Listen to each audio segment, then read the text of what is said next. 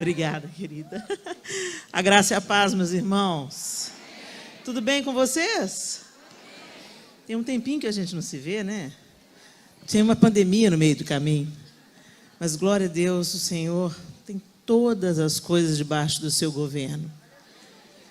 E Ele não foi pego de surpresa, absolutamente. O Senhor tem um propósito em tudo aquilo que Ele permite. E é tempo de nós aprendermos com esse tempo de dificuldades que vivemos. Feche os seus olhos. Talvez você chegou aqui com alguma expectativa, frustração, decepcionado. Às vezes no caminho para cá te aconteceu alguma coisa. Peço ao Senhor agora para te limpar e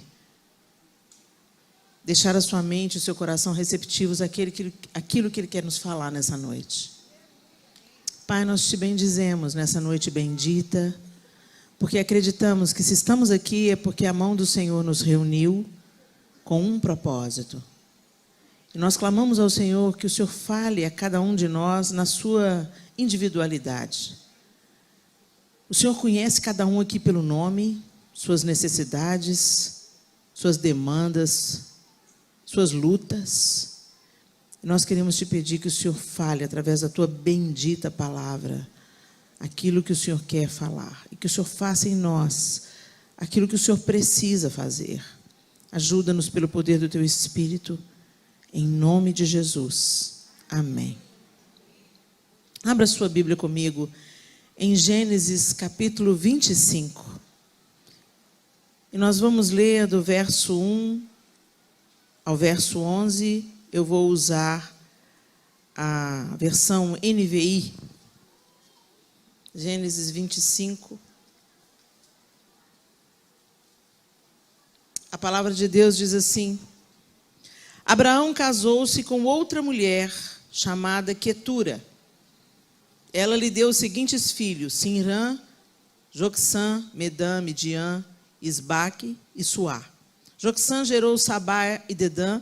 Os descendentes de Dedã foram os Assuritas, os Letuzitas e os Leumitas. Os filhos de Midian foram Efá, Efer, Enoque, Abida e Elda.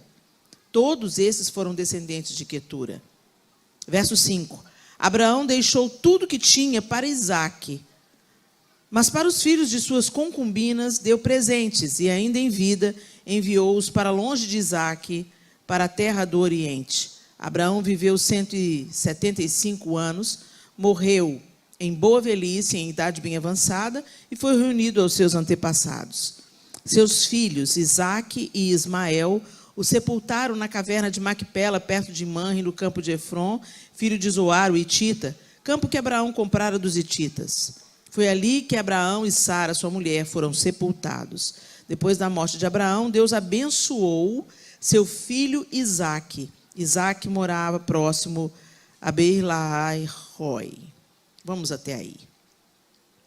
Aqui o texto bíblico está narrando a descendência de Abraão, e a gente já conhece a história de Ismael, filho de Agar.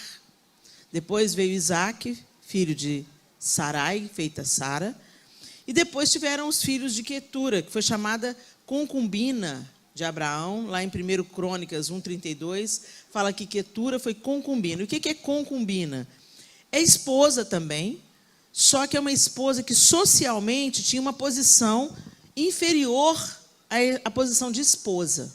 Ok? Então, concubinas eram esposas, mas vamos dizer, diante da sociedade, eram esposas com menos privilégios, vamos dizer assim.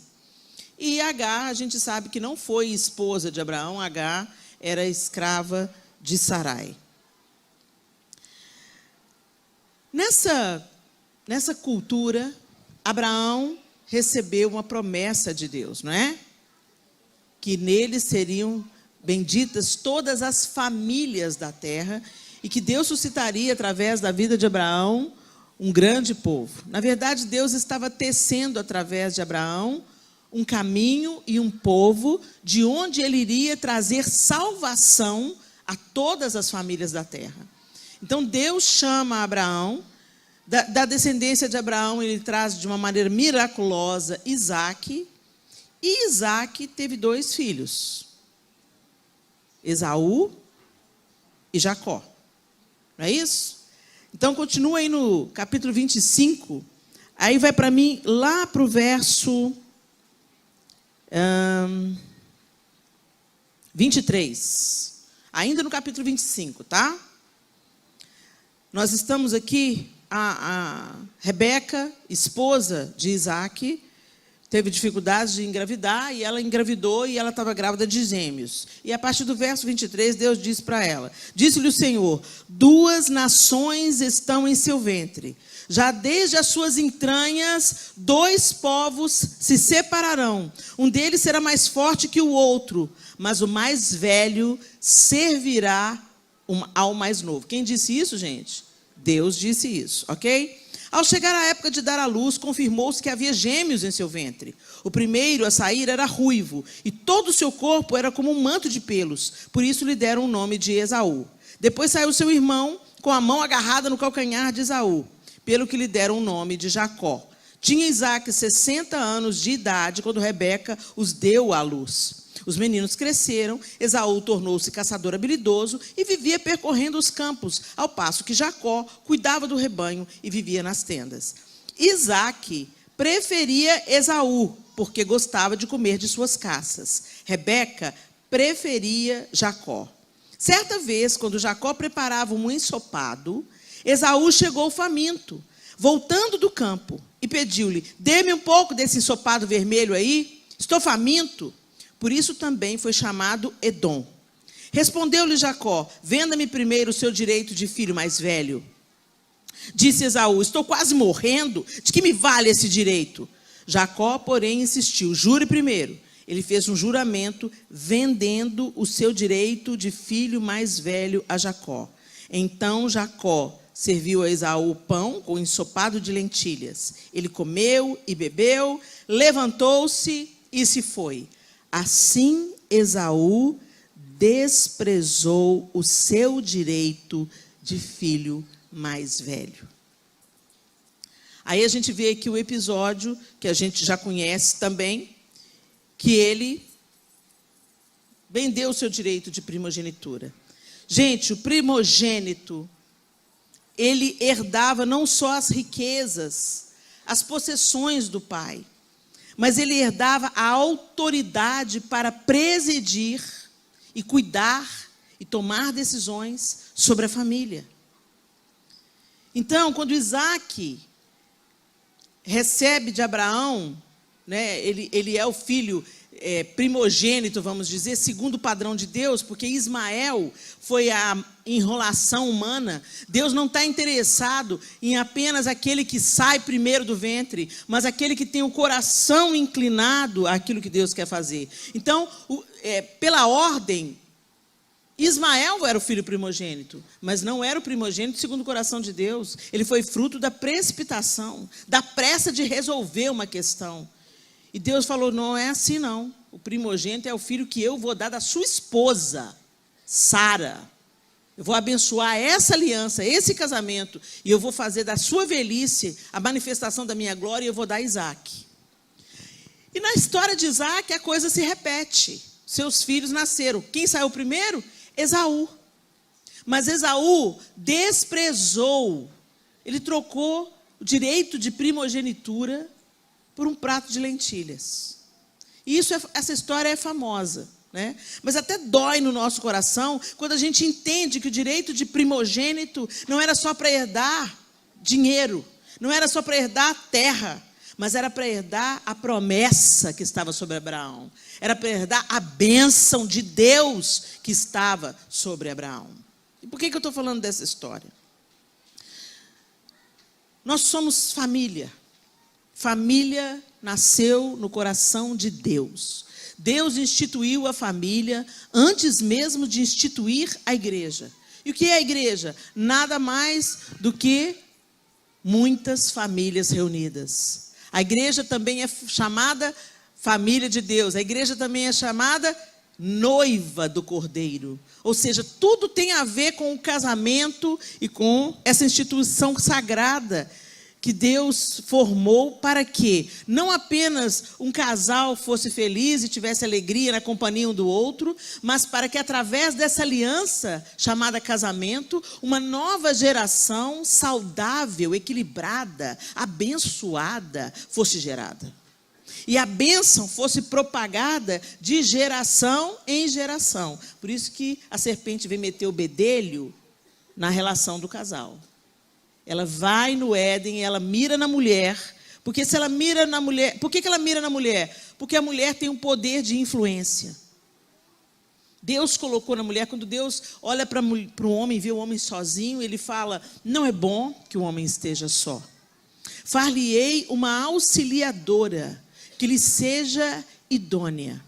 A auxiliadora não é segundo aquilo que o dicionário do português fala. Essa palavra ela perde muito na tradução do original para o português. A palavra ezer, traduzida para o nosso idioma como auxiliadora, ela, no Antigo Testamento, ela é usada 2 vezes para definir a mulher, 3 vezes para definir auxílio militar, ou seja, a força de um exército, e 16 vezes essa palavra define o próprio Deus, quando se fala do socorro divino em favor do seu povo. Então Deus não cria mulher de segunda categoria, ou a gente às vezes auxiliar, não, eu vou ficar atrás como auxiliar de escritório, auxiliar de serviços gerais. Não é isso não, gente. Deus fez da mulher socorro. Deus fez da mulher uma força como um exército. Deus fez a mulher para ser solução. Tem um potencial enorme na feminilidade. E o diabo sempre vai mirar na feminilidade, porque quando ele atinge esse potencial, ele volta o homem para o lugar de sozinho. E não é bom que o homem esteja sozinho. Então, muito caos do que a gente está experimentando hoje, a gente experimenta pelo posicionamento feminista que torna a mulher um homem. Então a mulher, ao invés dela ser o socorro, dela ser auxiliadora segundo o coração de Deus, dela ser aquela que agrega, dela ser aquela que aconselha, aquela que consola, aquela que ensina a próxima geração de homens. Se fala muito em empoderamento feminino. Não tem melhor empoderamento ou maior empoderamento feminino de que é educar a próxima geração de homens. Mas nós estamos vivendo um tempo de mentiras bem contadas. O que é mentira? O que é engano, gente? Engano é o que parece verdade, mas é mentira.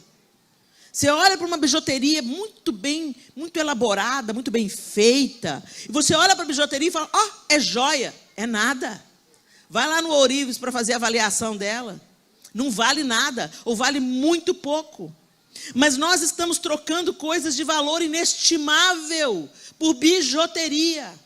Não diferente de Esaú, que trocou algo de valor inestimável por um prato de lentilhas. E nós estamos vivendo esse tempo. Valores fundamentais estão sendo queimados, abandonados, rechaçados, ridicularizados. E o que parece verdade tem sido enaltecido como verdade absoluta. Um exemplo bem simples para vocês.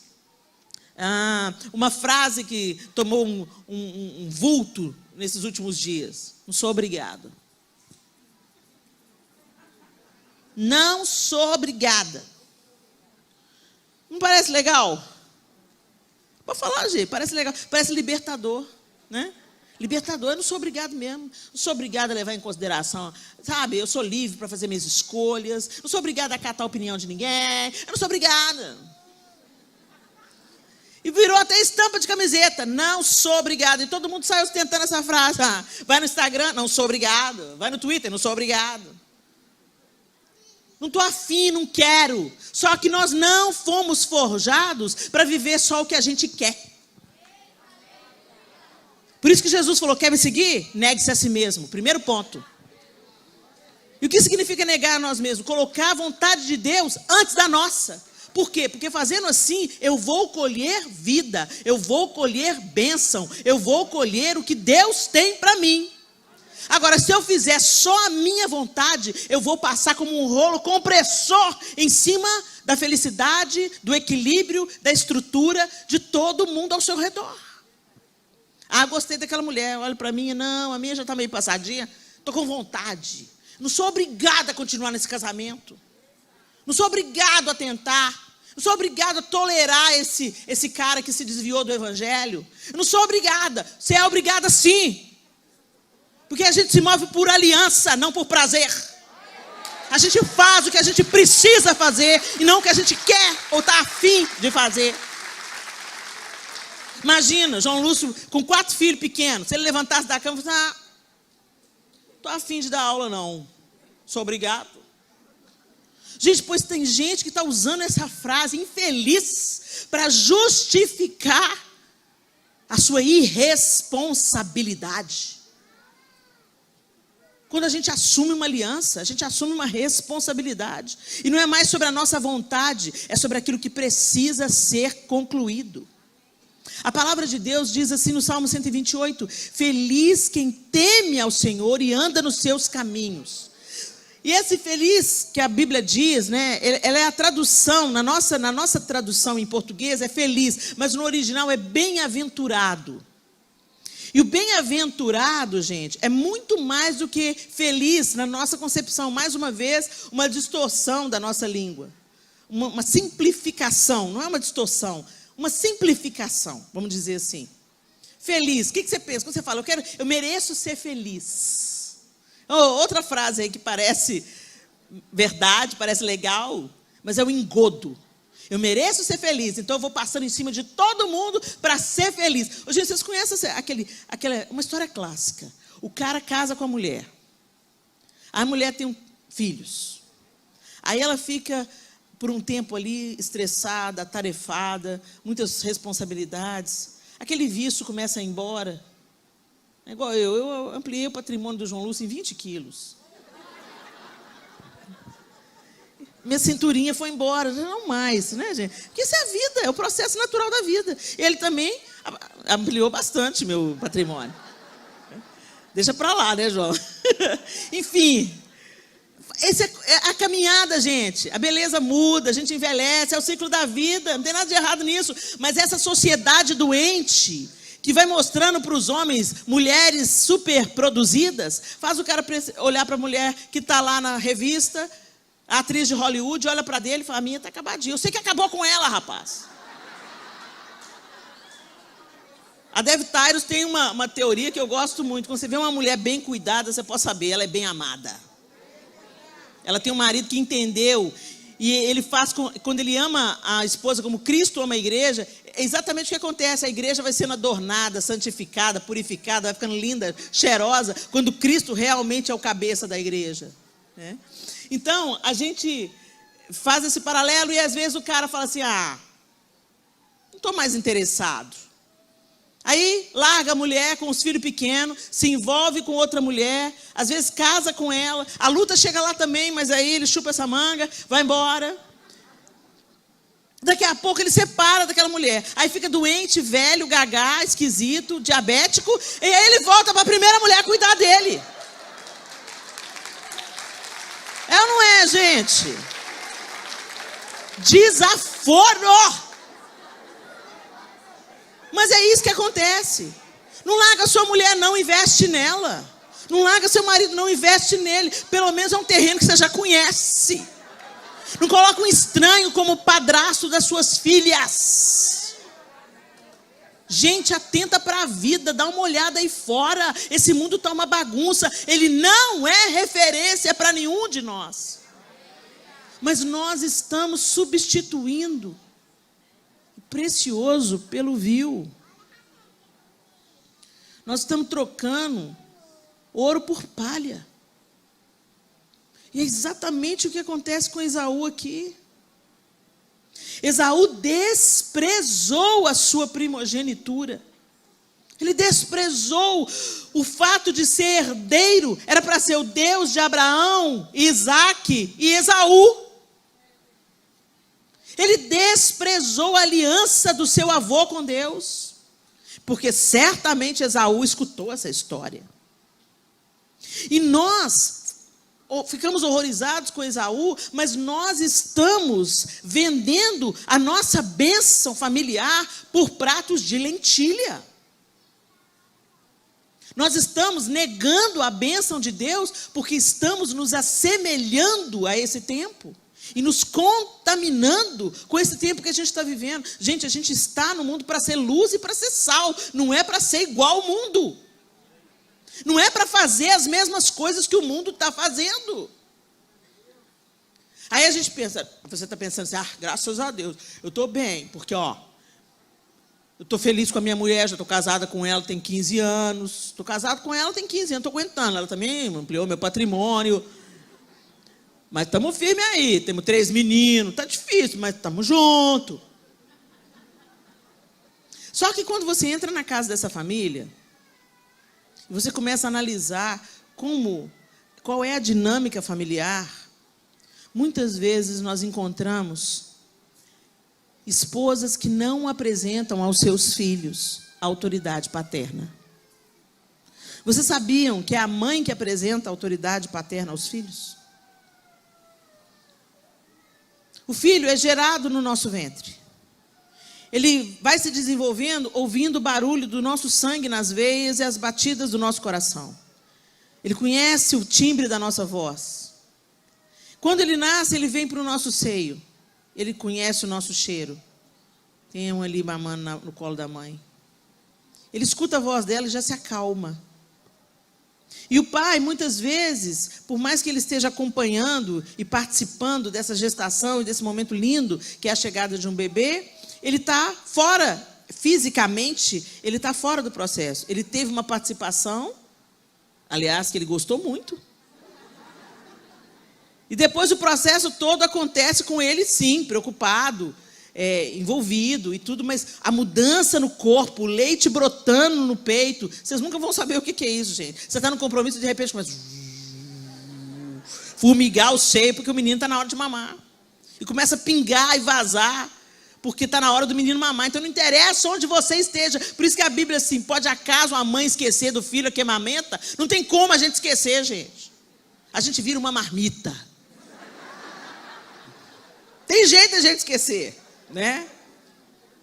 E aí, é a mãe, é o olhar da mãe para esse homem, é que apresenta a autoridade paterna. E o bebê começa a identificar, meu pai. E ela afirma essa autoridade ao longo dos anos, ou não. Então essa mãe fala com seu pai. Seu pai sabe das coisas. Você vai ver quando o seu pai chegar. Isso tudo está mostrando para a criança que, tem alguém que põe ordem na bagaça. Gente, eu me lembro, eu nunca vou esquecer essa experiência. Eu estava passando um dia difícil, eu já tinha uns 4 meninos, e eles se uniram contra mim naquele dia. Era um motim dentro da minha casa. Sabe quando você fala para o menino, desce daí! E eles olham para você, dá uma reboladinha assim, ó. E eu exausta demais, sabe como? Porque aí você já está exausta. A gente imagina 4 meninos pequenos. Uma vez eu estava procurando o Arthur com o Arthur no meu colo. Por aí você vai vendo o estresse de uma mãe. Claro, Miguel, cadê o Arthur? Cadê o Arthur? Cadê o Arthur? Andei a casa toda, cadê o Arthur? Os dois olharam para mim e falaram assim, mãe, você está brincando, né? Eu não estou brincando, não! O menino está engatinhando, vocês perderam o neném! Mãe, está no seu colo. Eu olhei aqui, ele estava encaixado aqui na minha cintura. Eu já estava tão acostumado a fazer as coisas com o menino no braço, que ele estava já... uma simbiose. Eu olhei para ele chupando o bico, olhando para mim.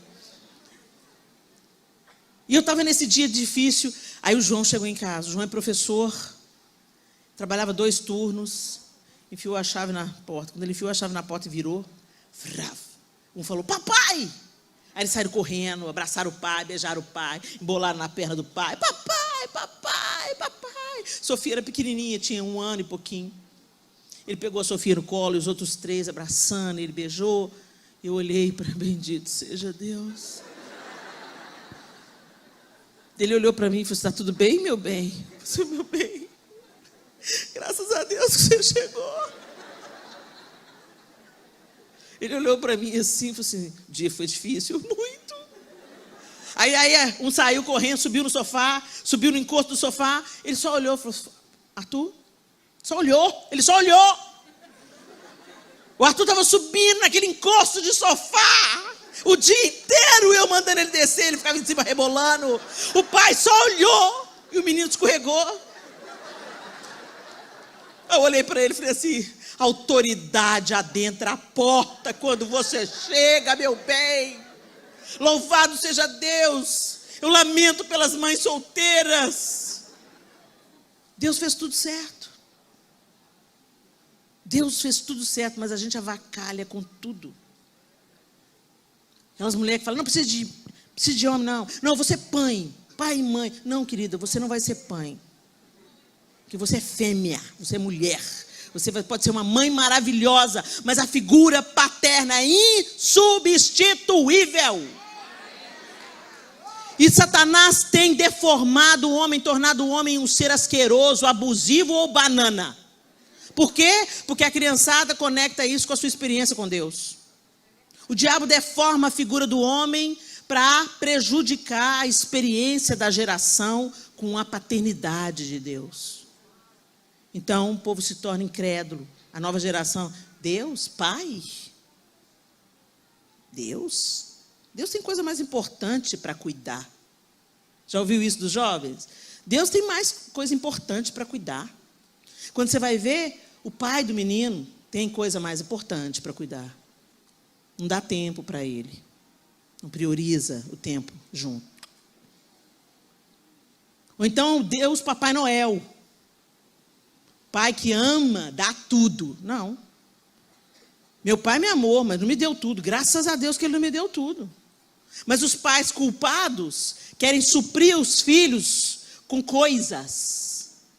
Então eu vou viver minha vida, eu vou viver do meu jeito, mas aí o que eu faço? Eu dou tudo que meu filho precisa.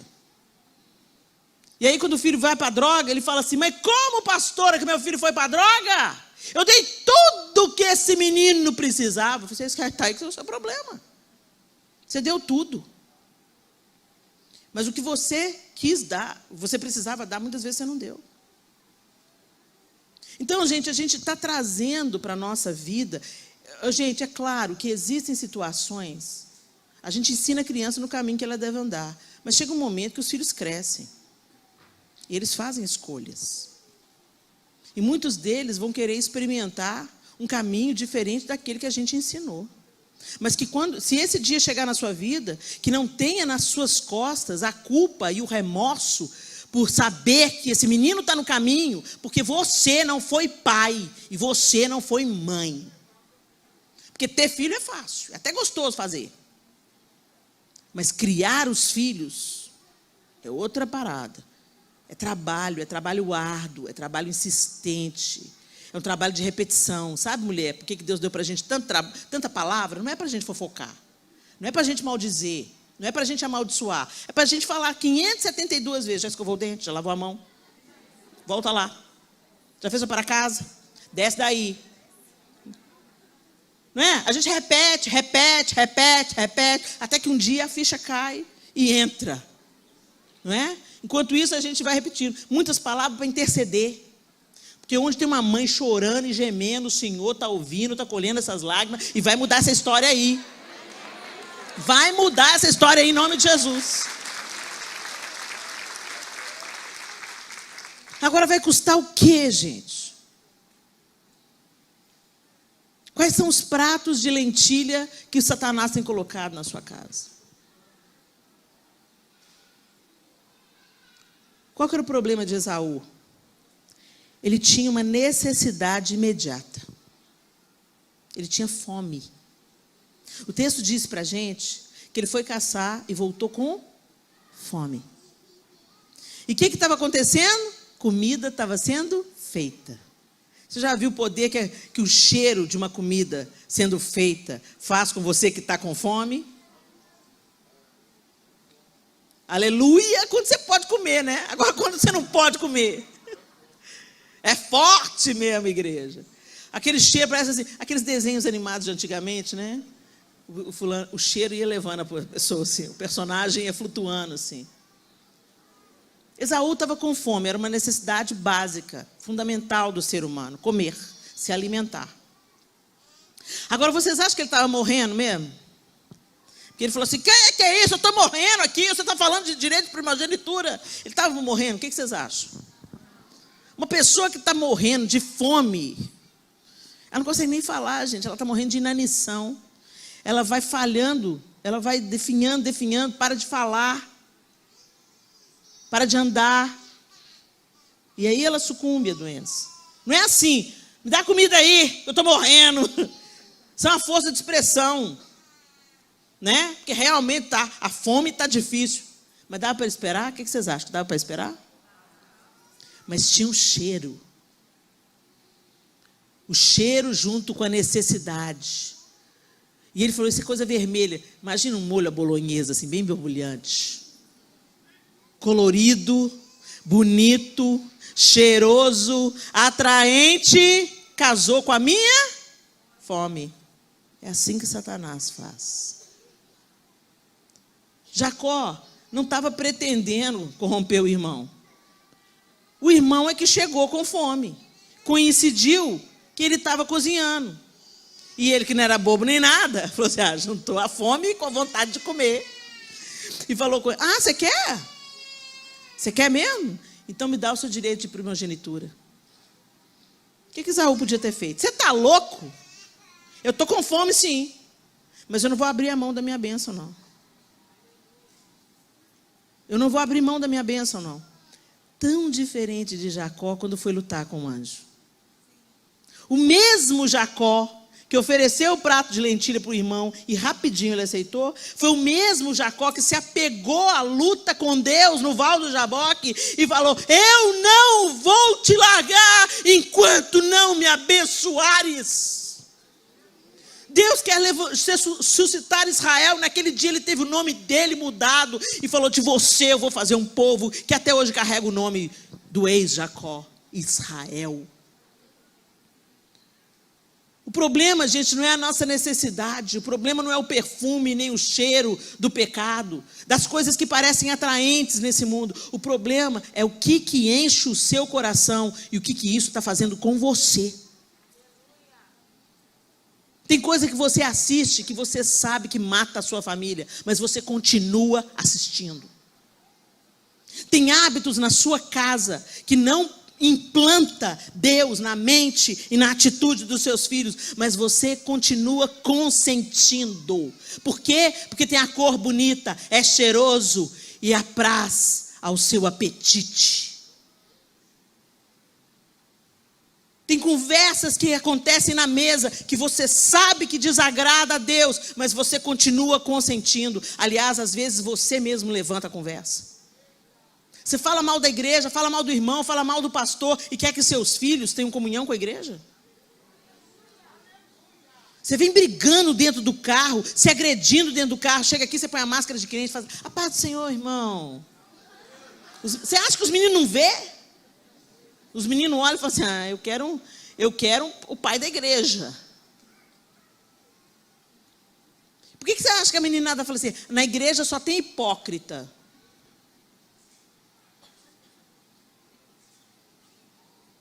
Qual é o exemplo? Qual é a vida que os nossos filhos têm visto em nós? Será que nós dependemos de Deus para sermos pais e mães? Será que a gente dobra o nosso joelho e fala, Senhor, eu sou humana.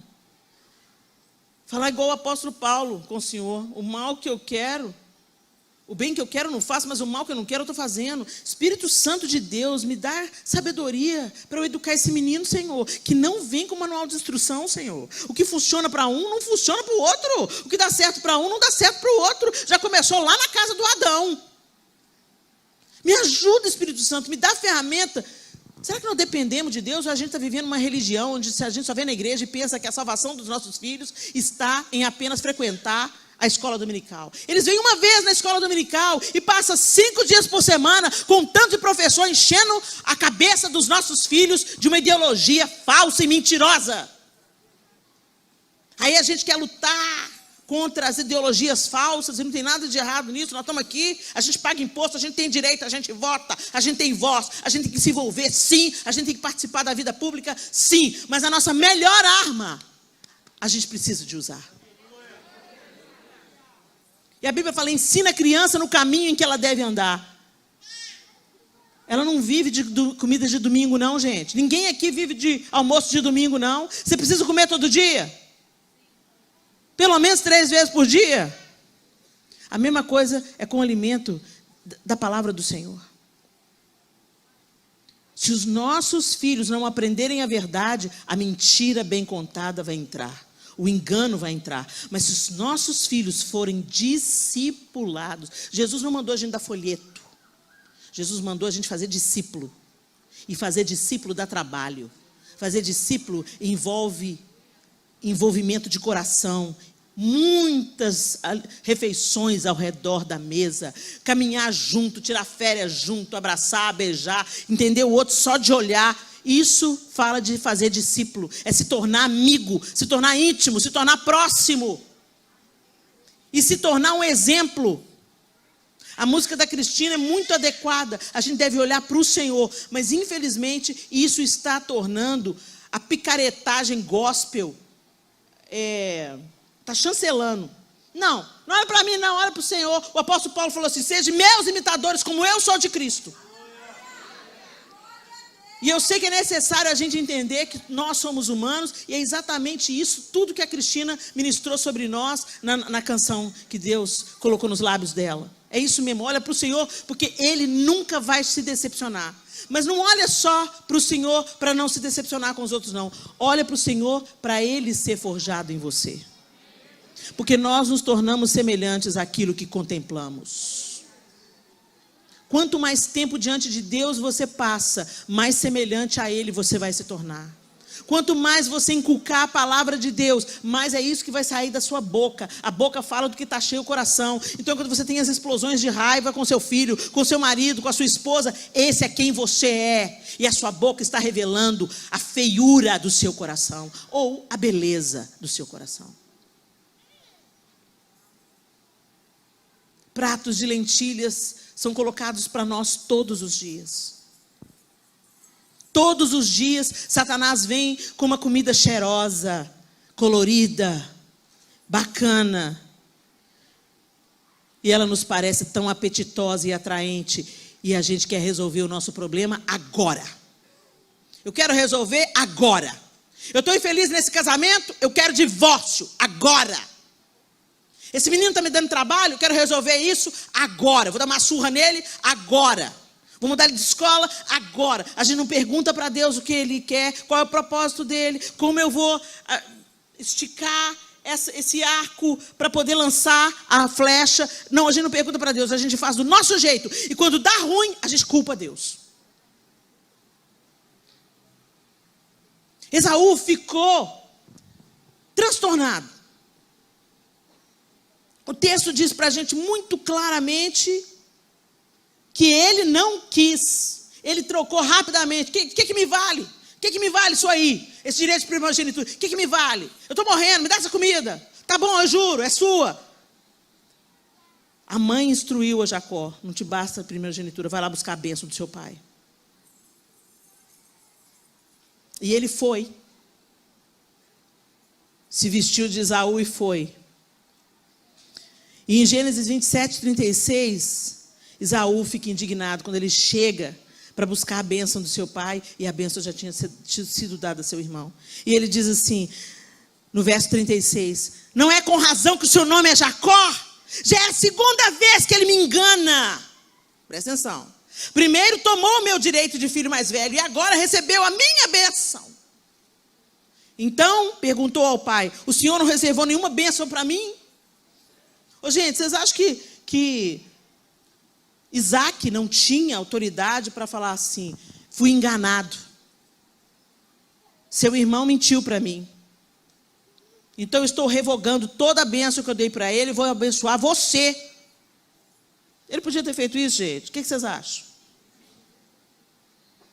Não podia.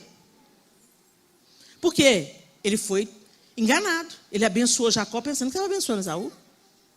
Não foi? Mas Isaac sabia o que moveu o coração de Jacó e a palavra que ele recebeu desde o ventre.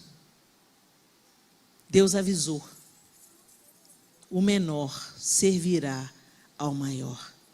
Ele sabia, o menor servirá ao maior. O que eu falei, gente? O maior servirá ao menor. Acertei agora? O mais velho vai servir ao mais novo. Deus já tinha falado quando eles ainda estavam no ventre. Certo? E eu acredito plenamente que naquela hora Isaac entendeu. Deus escolheu o menor. Aliás, né, gente? A cara de Deus, né?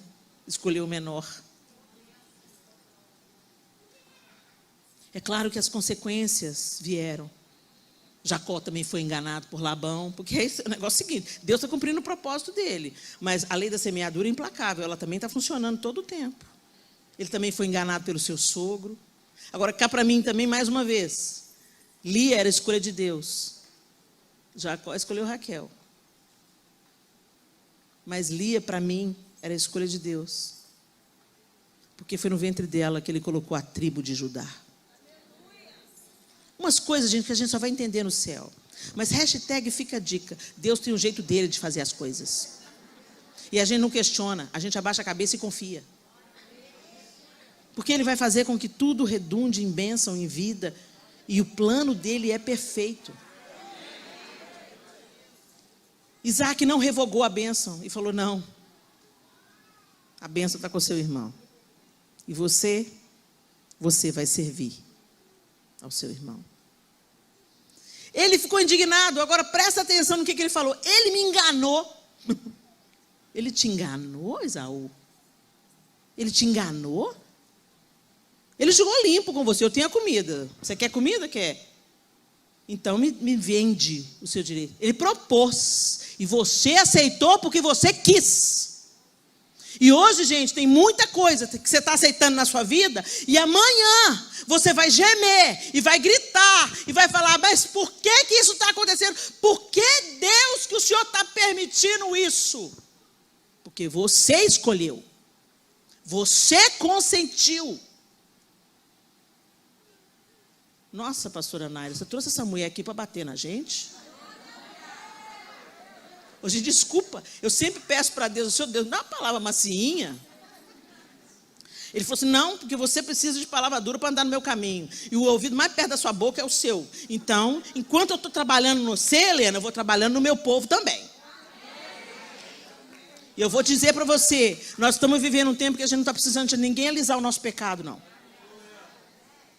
E eu estou chamando vocês ao arrependimento. Para de negociar suas crianças por pratos de lentilha. Para de ser atraído por aquilo, pelo perfume desse século. Não, você tem que ter uma carreira. Porque filhos crescem. Vão viver a vida deles. Você vai ficar o quê? Dependendo de marido? Vou dizer para você, solteira, está aqui, filha, adolescente, deixa eu ver, tem solteira aqui? Levanta a mão, deixa eu ver. Olha, temos umas solteiras aí, muito bem, deixa eu falar com vocês. Solteira, planeja. Hoje, graças a Deus, a gente tem condição de planejar a carreira, planejar a vida profissional, para que você trabalhe, mas na hora que os filhos chegarem, que você reajuste a sua prioridade. Homens, você não ajuda a sua mulher não, meu amado. Você é pai. Essa história, meu marido me ajuda não, hein? Ele é pai. Tem uma parte que é dele. Tem uma parte que cabe a ele. Ele não está ajudando, ele está sendo pai. E pai põe a mão na massa. Pai se envolve. Pai participa. Pai leva na escola. Pai troca fralda. A Revolução Industrial tirou os homens de casa. Antes o homem trabalhava e muitos deles, a maioria deles trabalhava ali na terra, no quintal. O filho estava participando, aprendendo com o pai a cuidar das coisas. Hoje os pais falam assim, não, eu vou para o trabalho porque eu estou trabalhando pela minha família. Está trabalhando pela família nada, está trabalhando para você mesmo. Porque quando você entra dentro de casa, você não tem paciência com os meninos. Tem paciência, está trabalhando pela família? Então ama a família. Porque não adianta nada você prover dinheiro, prover comida e não prover amor, prover correção, prover limite, participação, pôr a mão na cabeça dos seus filhos e abençoar os seus filhos. Ficou muito cômodo no nosso tempo. Sabe por quê? Porque as mulheres se apossaram da autoridade masculina e agora estão reclamando de que estão sozinhas. Ficou fácil para os homens. Não precisa nem gastar dinheiro com prostituta.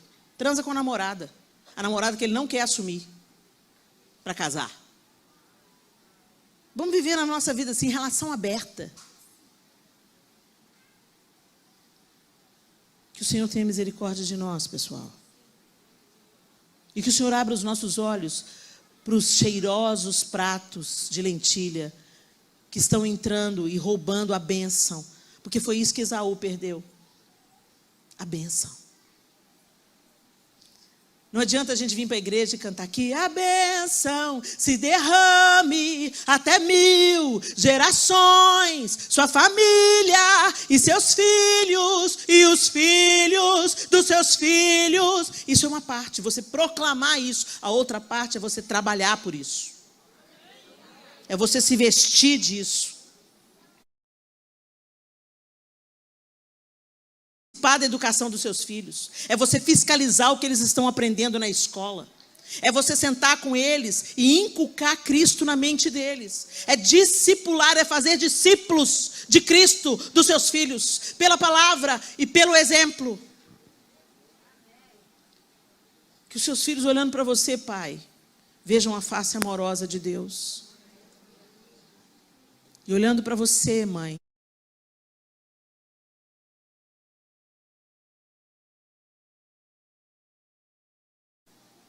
mulheres foram feitas para curar, para gerar. Mulheres foram feitas não para disputar, mas para autorizar. Nós precisamos voltar ao padrão de Deus e dar as costas aos pratos de lentilha cheirosos e coloridos, que parecem que vão matar a nossa sede e fome. E matam. Você sente prazer. Você sente alegria. Mas vai custar o quê?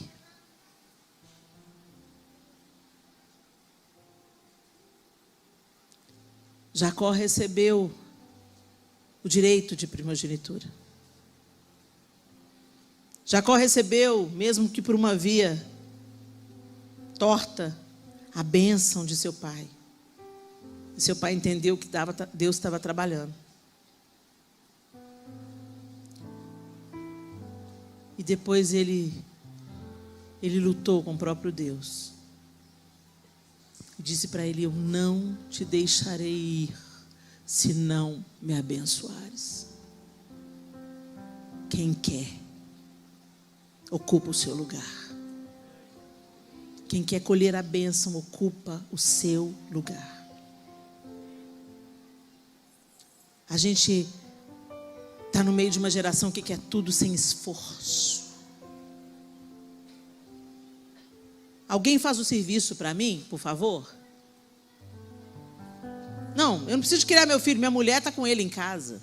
Sua mulher não é homem, querido. Não, minha mãe faz isso por mim. A avó é como se fosse a segunda mãe, eu preciso trabalhar. Gente, é claro que nós temos aqui casos e casos. Tem pessoas que precisam trabalhar para pôr o pão dentro de casa. Mas eu conheço N histórias de mulheres que falaram, Senhor, eu não tive filhos para minha mãe criar.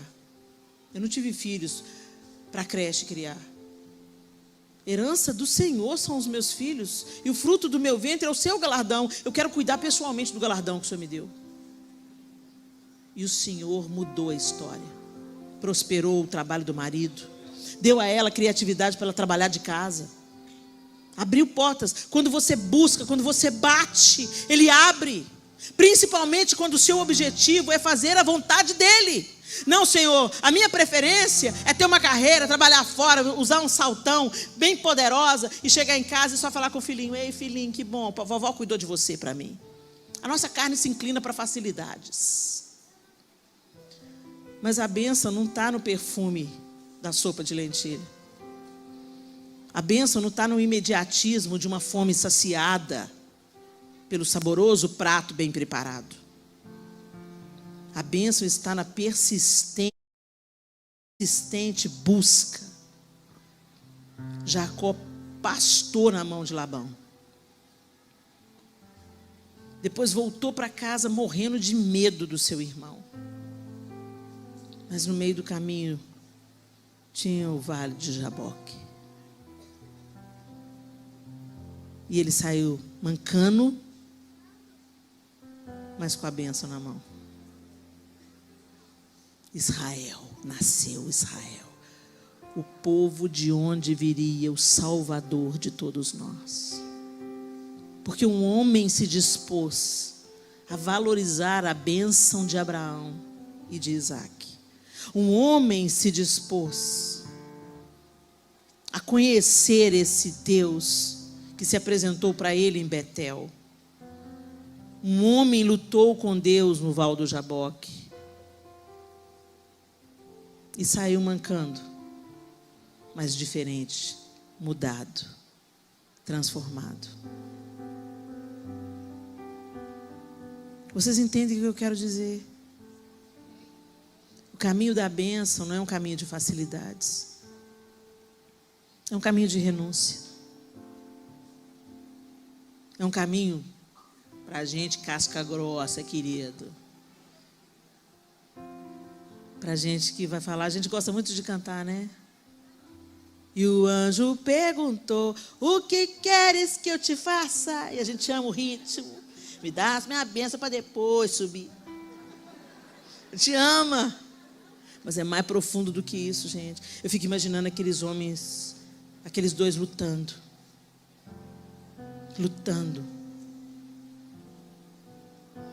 A insistência daquele homem estava sendo colocada à prova. E ele perseverou até o fim. Persevere também. Você quer a bênção para sua casa? Rejeite os pratos de lentilha. Deus é um Deus de família. É na família que Ele ordenou a bênção. Desde o início de todas as coisas. Ele forma um povo de uma família. E Ele coloca o seu filho em uma família. E no final de tudo, vai ter o grande casamento. Começou com o casamento. E vai terminar com o casamento. A base da família. Que a gente viva o plano de Deus. Mesmo que isso nos custe. Rejeite os pratos de lentilha que estão sendo colocados na mesa da sua casa. Mesmo que eles sejam perfumados e matem a sua fome temporariamente. Você que está tendo problema com a pornografia, isso é morte. Morte do seu casamento. Contaminação para os seus filhos e para a sua geração. Seja você homem ou mulher. Busque ajuda, é um vício.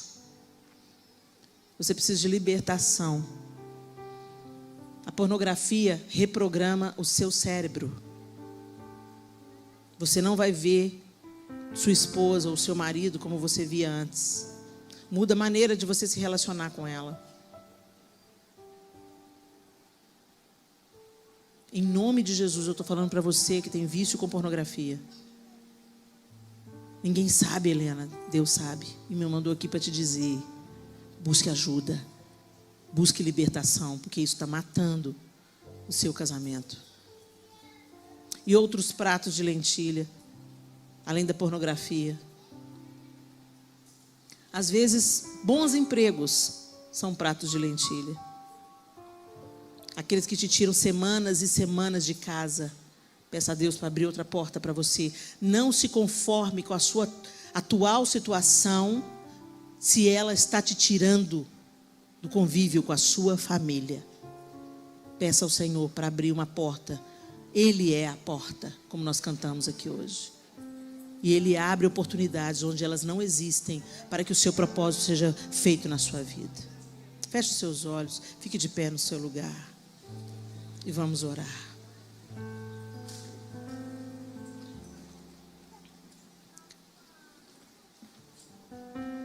Se você está aí com a sua família, sua esposa, seus filhos, segura a mão deles. Que grande bênção. Com todas as dificuldades, um dia você amou essa pessoa, escolheu essa pessoa, se casou com ela. Honre essa aliança. Honre essa aliança. E eu quero te contar um segredo. Eu e o João temos 31 anos de casados, pela misericórdia de Deus. E quem é aqui tem mais anos de casados vai poder atestar o que eu estou dizendo. O melhor vinho fica para o final. Vale a pena perseverar. Vale a pena. Não é à toa que em Caná da Galileia, naquele milagre maravilhoso, Jesus produziu o melhor vinho. E é isso que Ele quer fazer nas nossas casas. Amém? Amém. Já estão todos de pé. Eu sei, pode permanecer assim. Mas você vai fazer uma pequena retrospectiva no seu coração. Você, homem, marido, pai, você, mulher, esposa, mãe, você, jovem, filho, filha, irmão. Cada um identificando a sua posição na família, no corpo de Cristo, aonde você atua, onde Deus colocou. E você vai pensar agora, quais são os pratos de lentilha que têm sido colocados diante de você e que tem feito com que você renuncie a algo de valor real por eles. E você vai clamar a misericórdia de Deus pela sua vida agora e vai declarar junto conosco que você rejeita esses pratos de lentilha a partir de hoje, que você vira uma chave na sua vida e que você vai assumir as suas responsabilidades de pai, de marido, de mãe, de esposa, de filho, de filha, e vai brigar se necessário for, vai lutar se necessário for, para não perder a sua bênção. Amém? Pai, nós estamos aqui diante do Senhor. Nós reconhecemos, Senhor, que sem Ti nada nós podemos fazer, como a Tua palavra mesmo já nos adverte. Nós reconhecemos que em algumas vezes temos dado mais valor para as coisas que esse mundo nos oferece do que aquilo que está na Tua palavra e nós já conhecemos.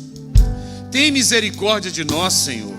Tem misericórdia do nosso coração enganoso, que é atraído por coisas vãs e muitas vezes negligencia aquilo que o Senhor preparou para nós, aquilo que vem do Senhor para nós. Que em nome de Jesus sejamos ousados em nos arrepender agora, Senhor, de todas as nossas decisões equivocadas, de todas as nossas atitudes em direção àquilo que é vil, que é palha, que às vezes satisfaz uma necessidade, um desejo momentâneo, mas que para isso custa a bênção do Senhor na nossa vida. Tem misericórdia de nós, nós nos arrependemos, nós damos um passo atrás, nós rejeitamos aquilo que não vem de Ti, e nós pedimos a Tua consciência, o Teu discernimento, o agir do Teu Espírito Santo para nos dar clareza e entendimento, para que não venhamos abrir mão da bênção do Senhor sobre nós. Que o Teu Espírito Santo, amoroso, consolador, nos direcione e que possamos, ó Deus, lutar pela bênção, clamar pela bênção, perseverar pela bênção e sermos, ó Deus, a bênção que o Senhor preparou para que pudéssemos ser na vida daqueles que convivem conosco. Abre os nossos olhos, abre os nossos entendimentos e que nunca, jamais negociemos a bênção do Senhor para as nossas vidas. É a nossa oração em nome de Jesus. Amém.